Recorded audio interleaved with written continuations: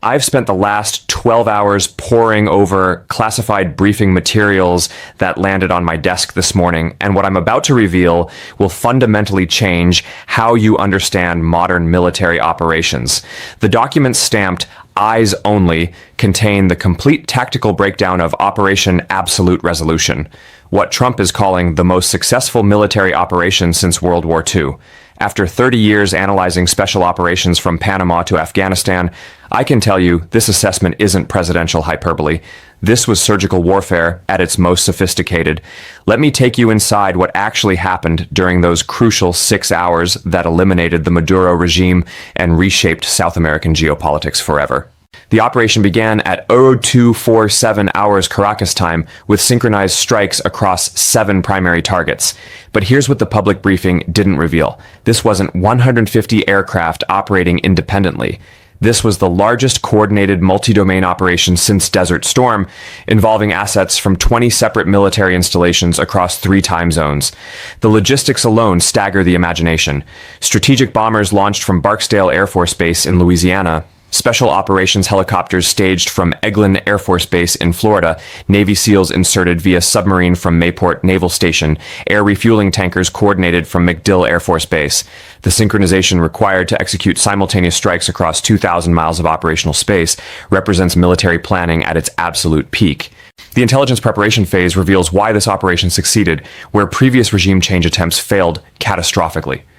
According to sources within Southcom, CIA assets had been embedded within Maduro's inner security circle for over 18 months, providing real-time intelligence that made the extraction possible. But here's the detail that shocked even seasoned special operations veterans. The primary assault team didn't breach the fortified compound by force.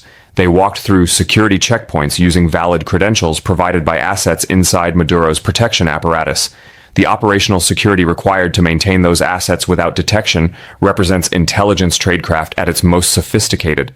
Delta Force Commander Colonel Marcus Webb's after-action report, portions of which I've obtained, reveals the surgical precision that characterized every phase of the operation.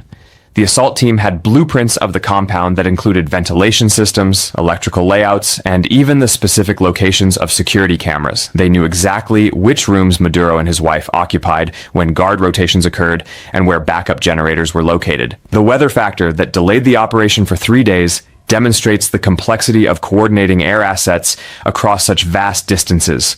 Caribbean storm systems had created wind conditions that would have compromised helicopter operations during the extraction phase.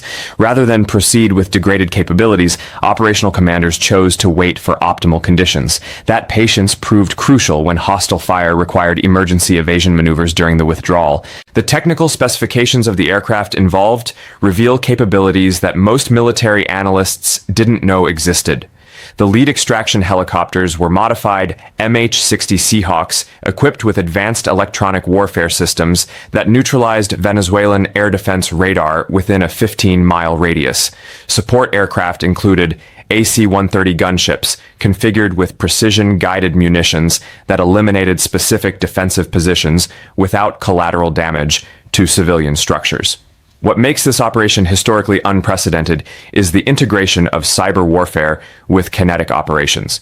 While Delta Force teams were infiltrating the compound, cyber warfare specialists had systematically disabled Venezuelan military communication networks, air traffic control systems, and even emergency services dispatch. The regime couldn't coordinate a response because they literally couldn't communicate with their own forces. The single helicopter that took fire during the withdrawal phase demonstrates both the risks involved and the operational excellence that minimized casualties. According to classified flight recorder transcripts, the aircraft sustained multiple hits from Venezuelan military personnel who had been bypassed during the initial assault. The pilot's evasive maneuvers, combined with suppressive fire from escort gunships, prevented what could have been a catastrophic loss of American personnel. The psychological operations component of this mission deserves analysis because it reveals strategic thinking that extends far beyond immediate tactical objectives. While military operations were proceeding, specialized propaganda units were broadcasting surrender appeals directly to Venezuelan military commanders, offering amnesty for cooperation and threatening prosecution for resistance. Several regional commanders abandoned their positions rather than engage American forces, demonstrating that psychological pressure had neutralized opposition before kinetic operations began.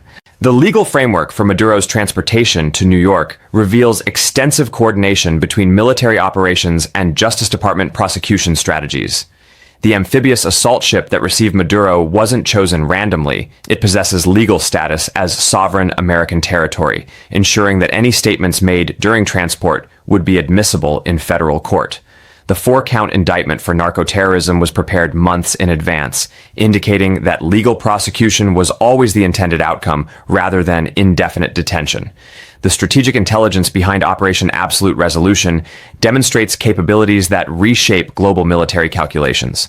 The ability to coordinate assets from 20 separate bases, maintain operational security for 18 months, and execute regime change in under 6 hours indicates military capabilities that few nations can match or defend against. International intelligence services are undoubtedly analyzing every detail of this operation to understand American military evolution since Afghanistan and Iraq. The integration of special operations, conventional forces, cyber warfare, and psychological operations represents a new model of expeditionary warfare that eliminates traditional geographic and temporal constraints.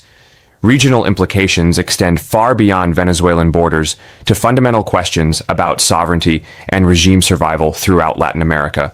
Cuba and Nicaragua face existential threats, knowing that similar operations could eliminate their governments within hours if Washington decides regime change serves American interests. The precedent being established redefines acceptable American intervention throughout the Western Hemisphere. What troubles me as a professional military analyst is how completely this operation bypassed constitutional oversight and democratic accountability. Congress received no advance notification about military action that cost hundreds of millions of dollars and fundamentally altered hemispheric relations. The precedent for presidential authority over regime change operations represents dangerous expansion of executive power without institutional constraints. The economic implications of this operation extend beyond immediate military costs to long-term commitments that could exceed $1 trillion. Venezuelan infrastructure requires massive reconstruction after decades of corruption and mismanagement. American taxpayers face potential nation-building obligations that could last generations without guarantee of sustainable democratic governance. The humanitarian consequences deserve recognition beyond strategic calculations. Regime change operations typically trigger refugee crises, economic collapse, and social instability that affect civilian populations who had no involvement in governmental decisions. Venezuelan civilians now face uncertain futures as competing factions struggle for political control in the absence of established authority. The tactical innovations demonstrated during Operation Absolute Resolution will influence military doctrine for decades. The seamless integration of multiple domains, land, air, sea, cyber, and space, represents warfare evolution that makes traditional defensive strategies obsolete. Nations worldwide are reassessing their security architectures after witnessing how quickly modern American military power can neutralize governmental authority. The specific technical capabilities revealed during this operation exceed published Pentagon specifications by significant margins. The modified MH-60 Seahawks carried electronic warfare packages that I've never seen documented in unclassified literature. These systems didn't just jam Venezuelan radar, they created false target signatures that convinced enemy operators that American aircraft were operating from completely different vectors and altitudes. The cyber warfare component operated on multiple levels simultaneously. While headline operations targeted military command and control networks, deeper penetration had been systematically mapping civilian infrastructure for months. Power grids, water treatment facilities, telecommunications networks, and even traffic management systems had been compromised through backdoor access that security services never detected. Colonel Webb's tactical logs reveal personality dimensions that explain why this operation succeeded where previous special operations encountered difficulties. Unlike raids in Afghanistan or Iraq, where cultural unfamiliarity created operational friction, the Venezuela team included native Spanish speakers who had spent years studying regional dialects, social customs, and even local criminal networks that might interfere with escape routes. The intelligence preparation timeline extends far beyond the 18-month CIA penetration that enabled security access. According to classified NSA intercepts I've reviewed, electronic surveillance of Venezuelan government communications had been ongoing since 2019, creating comprehensive personality profiles of every major political and military figure in the regime. The psychological operations component wasn't improvised during the operation. It was calibrated based on years of studying individual behavioral patterns. The logistical achievement of coordinating assets from 20 separate bases deserves recognition as military excellence regardless of political considerations about the mission itself. Air traffic control for 150 aircraft operating across 2,000 miles of airspace required computational modeling that stretched military communication systems to their operational limits. The fact that no aircraft collided, no assets were lost to mechanical failure, and every element arrived at target coordinates within 30 seconds of scheduled time represents planning and execution at the highest professional standards.